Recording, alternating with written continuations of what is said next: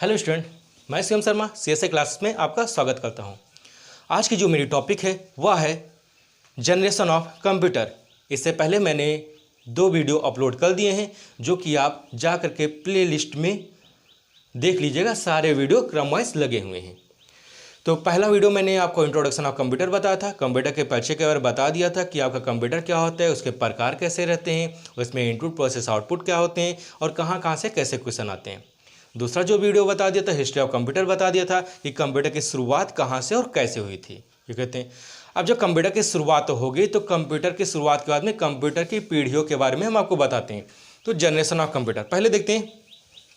जी for क्या होता है, जाहिर सी बात है जी फॉर जनरेशन, ठीक है, कुछ और मत सोच लीजिएगा, ठीक है। अब जनरेशन जी फॉर होते हैं तो जनरेशन का मतलब क्या होता है, पीढ़ियाँ होती हैं। इन पीढ़ियों में हम जानेंगे कि जैसे शुरुआत के जो कंप्यूटर थे या शुरुआत की पीढ़ियाँ थी, तो शुरुआत की पीढ़ियाँ कैसी थी उसको देखेंगे। अब शुरुआत की पीढ़ियों में जैसे आपको बता दें एग्जांपल के लिए, जैसे शुरुआत में क्या कहते हैं, एक राजदूत गाड़ी आती थी। अब राजदूत गाड़ी आती थी तो राजदूत गाड़ी पहले की पीढ़ी में आता था, पहले के लोग चलाते थे। लेकिन अब के समय में अगर वही राजदूत गाड़ी दे दें कि लो चलाओ, तो सोचिए कैसा लगेगा, ठीक है। आपके समय में तो अपाची ऐसा गाड़ी आ जाती है, उस पर बैठो तो अलग से पर्सनालिटी बन जाती है, ठीक है। तो शुरुआत का कहने का मतलब यह है कि जो जनरेशन होता है वह जितना आगे बढ़ेगा उतना ही सुधार होता जाएगा, ये कहते हैं। अब दूसरी चीज़ कहते हैं, जैसे कि पहले आप 2G डेटा यूज़ करते थे, उसके पहले फिर आप 4G यूज़ कर रहे हैं और फ्यूचर में आने वाले के समय में आप 6G 7G 8G आप यूज़ करेंगे। तो आप खुद सोचिए कि ये कौन सा जी बेटर है। तो जितना ही जी आगे बढ़ता जाएगा आपके टेक्नोलॉजी में या आपकी जी जिस भी चीज़ में हो उसमें सुधार उतना ही ज़्यादा होता जाएगा। तो कहने का मतलब जितना ही पुराना जी था, जितने जी फॉर जनरेशन, जितना ही पुराना जनरेशन था वह उतना ही बेकार टाइप में था, और यह जनरेशन जब तक जितनी ही आगे बढ़ रहा है उतना ही अच्छा होता जा रहा है। तो जनरेशन का मतलब होगा पीढ़ियाँ। अब यह पीढ़ियाँ कुल कितने भागों में बांटी गई, क्योंकि हम कंप्यूटर की पीढ़ियों के बारे में बात कर रहे हैं। तो पहले तो क्वेश्चन एग्जाम में ये पूछ लिया थे कि कंप्यूटर में कुल कितने जनरेशन में कंप्यूटर को डिवाइड किया गया है। तो उसका आंसर आ जाएगा आपका कि कंप्यूटर के कुल 5 जनरेशन को डिवाइड किया, 5 जनरेशन कंप्यूटर को डिवाइड किया गया। अब जो पहला जनरेशन आता है वह कब से शुरू हुआ या कब से क्या हुआ, जो पहले जनरेशन कंप्यूटर आया हुआ था। तो पहले जनरेशन कंप्यूटर जो था वह सन 1942 से 55 तक आया हुआ। देखिए ये जो सन लिखा हुआ है, कंप्यूटर में सिर्फ 4 चीज़ें आपको ध्यान रखना है जनरेशन में। पहला कि कौन सा जनरेशन, मतलब 5 प्रकार के कंप्यूटर होते हैं, 5 प्रकार के जनरेशन होते हैं, और कौन सा जनरेशन कौन से सन में आया। तो पहला उनका सन याद कर लीजिएगा। उसके बाद में उस जनरेशन में कौन सी टेक्नोलॉजी होती है, उस टेक्नोलॉजी को आप याद करिएगा कि पहले जनरेशन में कौन सी टेक्नोलॉजी, दूसरे में कौन, तीसरे में, चौथे, पाँचवें कौन सी टेक्नोलॉजी होगी।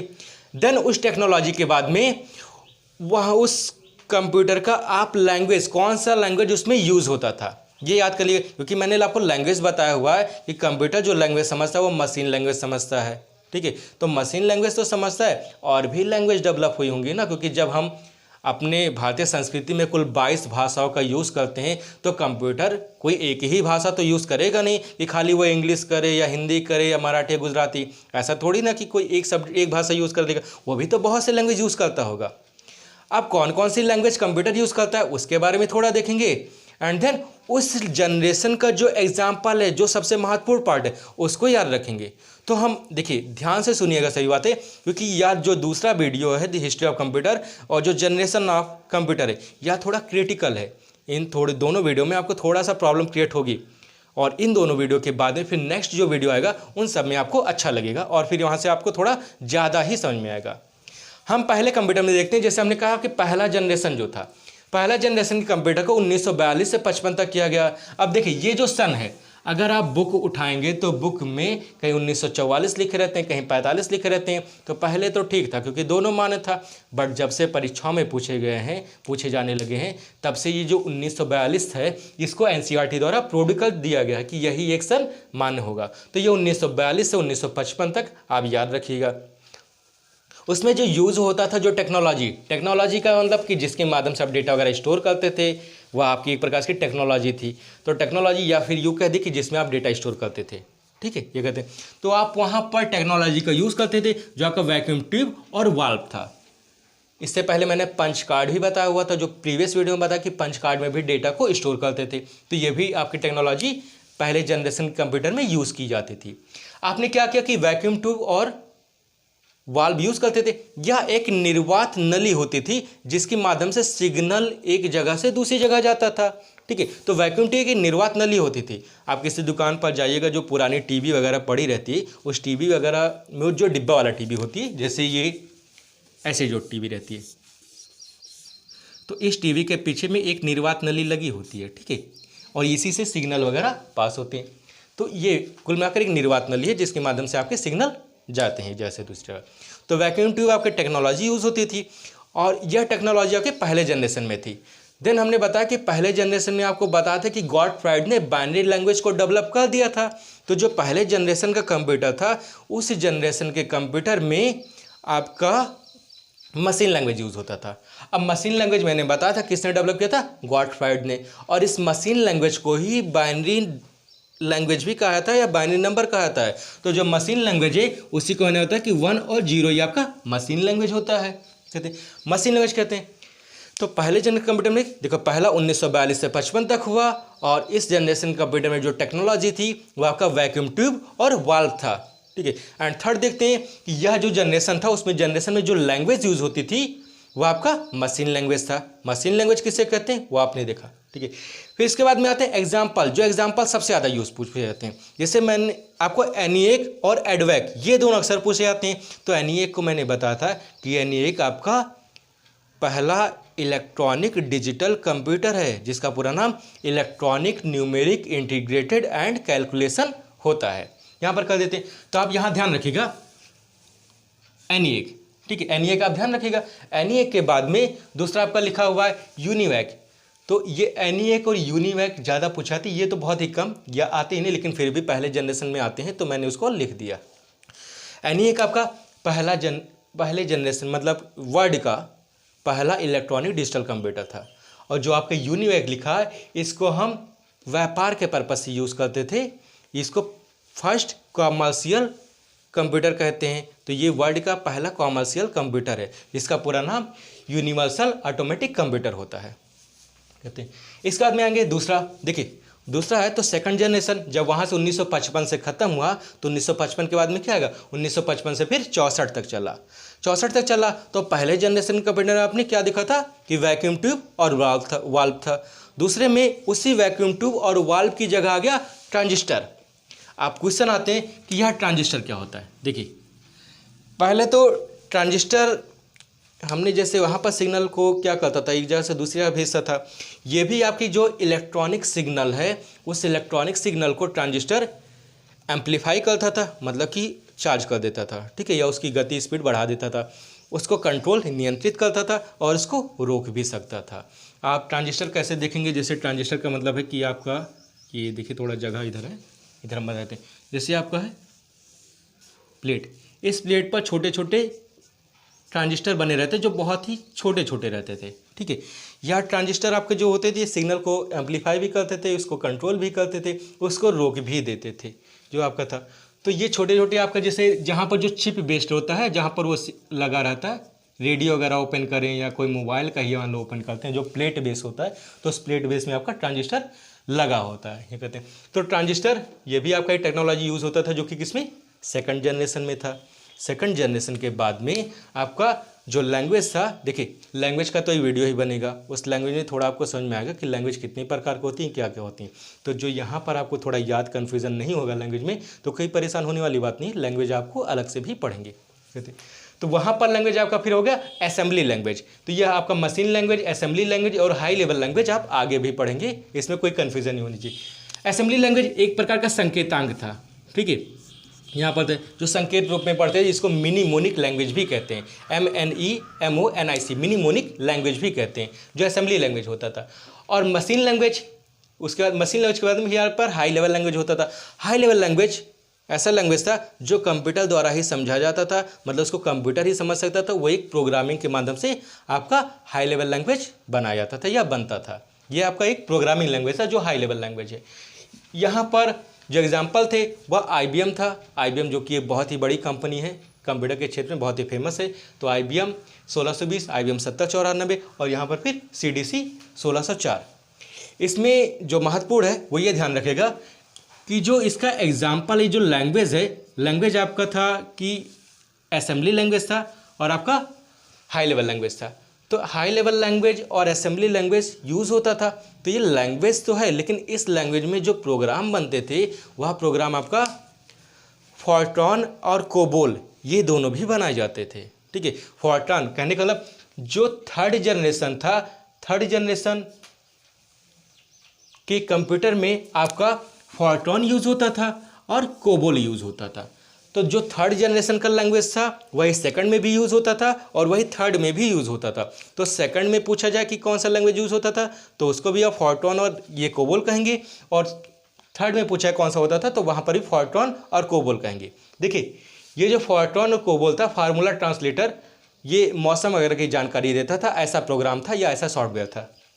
कोबोल जो कि आपका बिजनेस के लिए यूज़ किया जाता था। आते हैं थर्ड पर आते हैं। थर्ड पर 1964 से 75 तक आपका थर्ड जनरेशन चला था और इसमें जो टेक्नोलॉजी यूज़ थी वह थी आईसी मतलब इंटीग्रेटेड सर्किट। यहीं से आपके कंप्यूटर में एक क्रांति आ गई जब आईसी का निर्माण हुआ। आईसी देखिए, क्वेश्चन आईसी से क्या आते हैं, आईसी किससे बना होता है, तो यह एक सिलिकॉन चिप से बना होता है। सिलिकॉन मतलब जो मटेरियल धातु होती है वह एक प्रकार का धातु होता है और उस धातु का नाम है सिलिकॉन। सिलिकॉन से आपकी आईसी बनी होती है। आईसी एक प्रकार का चिप होता है। जिस चिप को जिन्होंने डेवलप किया था उनका नाम अक्सर कहीं कहीं पूछ लिया जाता है कि इसको किसने डेवलप किया था। तो देखिए, आईसी को जो डेवलप किए थे वो थे JS किल्वी। ठीक है, तो आईसी को डेवलप जिन्होंने किया था वो JS किल्वी थे और वहाँ पर फॉर्ट्रॉन कोबोल लैंग्वेज यूज़ की जाती थी। जो आपका ये था, ये IBM 360 सीरीज और हनीवेल एग्जाम में अक्सर पूछ लिया था कि हाँ कौन सा आपका थर्ड जनरेशन का एग्जाम्पल है। तो हनीवेल आपका कंप्यूटर था जो कि थर्ड जनरेशन का एग्जाम्पल है। फिर आपका था फोर्थ जनरेशन में आपकी ये जो आईसी थी यह आईसी और डेवलप हो गई। इसी आईसी को फिर हम VLSI या फिर LSI भी यूज़ होता था। इसी आईसी और डेवलप हो गई और इस VLSI और LSI को हम माइक्रो प्रोसेसर भी कहते थे। क्या कहते थे? Micro processor. तो कहीं पर आपका अगर माइक्रो प्रोसेसर लिखा होगा तो वो आपका LSI और VLSI ही है। ठीक है, इसी को कहते थे। इसके बाद में फिर यहाँ पर आपका क्या हुआ, जो इसमें थोड़ा लैंग्वेज और डेवलप हुआ। जो हाई लेवल लैंग्वेज यूज़ होती थी वो हाई लेवल लैंग्वेज जो आपका थर्ड था, वहाँ पर थर्ड में से फॉर्ट्रॉन और कोबोल यूज़ होता था। जब यहाँ पर आपका फोर्थ जनरेशन आ गया तो फॉर्ट्रॉन कोबोल के बाद में कुछ लैंग्वेज और डेवलप हुई, जैसे आपका C होता है और C++ होता है। ये लैंग्वेज भी वहाँ पर आपका डेवलप हो गई। तो ये देखिए, ये एक प्रकार का लैंग्वेज है, मतलब एक चैप्टर ही आप पढ़ेंगे अलग से। तो C होता है और C++ होते हैं जो कि आपका एक हाई लेवल लैंग्वेज है। जो आपका इस फोर्थ जनरेशन में जब आपका माइक्रो प्रोसेसर चिप डेवलप हो गया तो जो सबसे अच्छा कंप्यूटर होता है, मैंने बताया था सुपर कंप्यूटर जो सबसे अच्छा था, उस सुपर कंप्यूटर का डेवलप फोर्थ जनरेशन में हुआ। और फोर्थ जनरेशन का जो कंप्यूटर था मैंने बताया था कि सबसे पहला आपका जो क्रे फर्स्ट था। ठीक है, यह आपका फोर्थ जनरेशन का था। ये दुनिया का पहला कंप्यूटर आपका क्रे फर्स्ट, और वर्ल्ड अगर अपने इंडिया का पहला कंप्यूटर देखें तो परम 800 था, ये कहते हैं, जो कि सीडेक कंपनी द्वारा बनाया गया था। तो आपका सुपर कंप्यूटर उस समय डेवलप हुआ जिसमें क्रे फर्स्ट था, क्रे XMP था। ये आपका सुपर कंप्यूटर था जो कि इसमें फोर्थ जनरेशन के कंप्यूटर में आया। फिफ्थ जनरेशन का कंप्यूटर देखिए, ये जो यहाँ पर डेट लिखा हुआ है यहाँ पर मैंने लिखा नहीं, अक्सर मुझे 1989 लिखना चाहिए था, लेकिन क्यों नहीं लिखा, क्योंकि फोर्थ जनरेशन का कंप्यूटर प्रेजेंट टाइम में भी चल रहा है। तो प्रेजेंट टाइम में फोर्थ जनरेशन और फिफ्थ जनरेशन इन दोनों का ही हम यूज़ करते हैं। तो ये फोर्थ भी चल रहा है और 5 भी चल रहा है, तो फिफ्थ वाला तो लागू है। अभी 6th जनरेशन नहीं हुआ। 6 कब आएगा, जब इसमें हमें कुछ कमियां दिखाई देंगी, देन 6th जनरेशन भी डेवलप किया जाएगा, ये कहते हैं, या डेवलप होगा जब भी कहते हैं।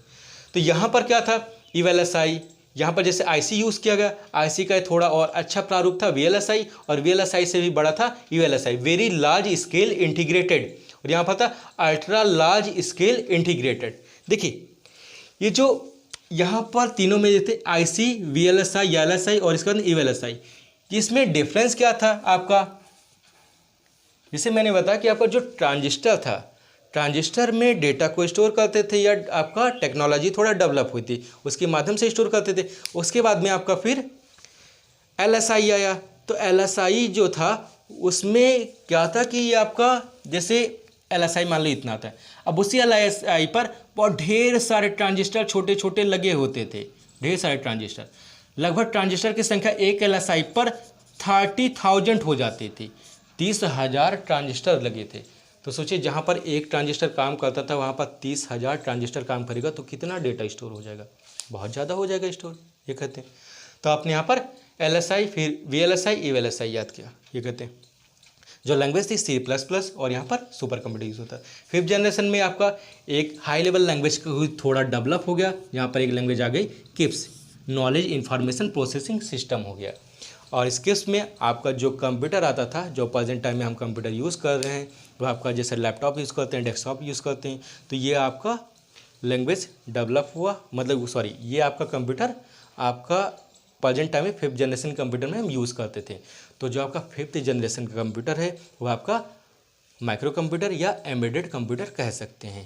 तो एग्जांपल आपका पूछाएगा कि कौन कौन सा कंप्यूटर आपका किस जनरेशन में यूज़ होता था और कौन सा जनरेशन कब तक चला है, किस जनरेशन में क्या टेक्नोलॉजी थी। तो एक बार फिर से देख लेते हैं। देखिए जनरेशन मतलब पीढ़ियाँ होती हैं। जो पहला जनरेशन कंप्यूटर था उसमें आपका वैक्यूम डोर वाल्व था, दूसरे में आपका ट्रांजिस्टर, तीसरे में IC, चौथे में LSI, पाँचवें में आपका EVLSI था, ठीक रहते हैं। और फिर आपका यहाँ पर लैंग्वेज देख लेते हैं। तो लैंग्वेज में जैसे मैंने आपको बताया कि पहले में आपका मशीन लैंग्वेज हो जाएगा, दूसरे में आपका असेंबली लैंग्वेज, क्योंकि मशीन लैंग्वेज पहले में हो चुका था, दूसरे में आपका असेंबली लैंग्वेज और हाई लेवल लैंग्वेज हो जाएगा। तीसरे में आपका जो असेंबली और हाई लेवल लैंग्वेज था, तो दूसरे और तीसरा दोनों में सेम लैंग्वेज था, दूसरे और तीसरे लैंग्वेज में जनरेशन में सेम लैंग्वेज था। चौथे में आपका हाई लेवल लैंग्वेज थोड़ा और डेवलप हो गया, तो चौथे में आपका हाई लेवल लैंग्वेज ही रहेगा, असेंबली लैंग्वेज नहीं था। पाँचवें में आपका हाई लेवल लैंग्वेज को और भी यार डेवलप करके नॉलेज इंफॉर्मेशन प्रोसेसिंग सिस्टम, जो कि एक हाई लेवल लैंग्वेज का ही एक प्रारूप था, ये कहते हैं। इसमें क्वेश्चन देखिए सबसे ज़्यादा पूछे जाएंगे आपके टेक्नोलॉजी से, ठीक है, ये कौन से जनरेशन में कौन सी टेक्नोलॉजी यूज़ की जाती थी। ये तो आपका जनरेशन का था, आप एक दो बार वीडियो देखेंगे। ये अगर आपने हिस्ट्री ऑफ कंप्यूटर और जनरेशन ऑफ कंप्यूटर आपने पढ़ लिया तो इसके बाद में आपके सारे जो नेक्स्ट आने वाली वीडियो है वो सब आपको आसान लगने लगेंगी। देखिए इसके बाद में फिर आपको हम बताएंगे कंप्यूटर, इसका नहीं, या आप अगर इसका स्क्रीनशॉट लेना चाहते हैं तो इसमें ले सकते हैं। और इसमें आपको कुछ चीज़ें जैसे कुछ चीज़ें छूटी हुई हैं, क्या क्या चीज़ें छूटी हुई हैं उसको हम बता देते हैं। कुछ चीज़ें मैंने बताया क्यों नहीं है। देखिए इसमें जो चीज़ें छूटी हुई हैं, जैसे कौन से जनरेशन में कौन सा ऑपरेटिंग सिस्टम यूज़ होता था, तो ऑपरेटिंग सिस्टम का जब चैप्टर हम पढ़ाएंगे तो वहाँ पर आप बताएंगे कि कौन से ऑपरेटिंग सिस्टम, मतलब एक प्रकार का जो आपके यूज़र और कंप्यूटर के बीच में इंटरफेस कराता है, जो एक माध्यम का काम करता है, वो ऑपरेटिंग सिस्टम कहलाता है। तो उस ऑपरेटिंग सिस्टम को हम जब सॉफ्टवेयर का चैप्टर पढ़ाएंगे तो वहाँ पर बताएंगे, तो बताएंगे कौन से जनरेशन में कौन सा आपका यूज़ होता था। एंड देन आपको ये बताएंगे जैसे कुछ ऐसे थे जैसे हम स्टोर करने के लिए उसको स्पेशली लगाते थे मेमोरी, तो मेमोरी लगाते थे। या फिर यूँ कह दी कि जैसे आपका जो प्रेजेंट टाइम में आ रहा है, जैसे हम कह दें कि 5th जनरेशन है, तो 5th जनरेशन में जो हमारा था स्टोर करते थे डेटा, जैसे आपका AI आर्टिफिशियल इंटेलिजेंस होता है, ये कहते हैं। अब आर्टिफिशियल इंटेलिजेंस होता है तो कुछ चीज़ें इस चैप्टर में छूटा हुआ है, जिसको कि मैं अगले जो इस टॉपिक से रिलेटेड वीडियो होगा उसमें हम करेंगे, क्योंकि यह बहुत ही ब्रॉड हो जाता और आपको थोड़ा क्रिटिकल लगता। तो यहाँ पर इतना तैयार करिएगा, इसमें कोई दिक्कत होगी तो उसको बताइएगा कमेंट करके, जिसको मैं नेक्स्ट वीडियो में सॉल्व करूँगा। Thanks for watching this video.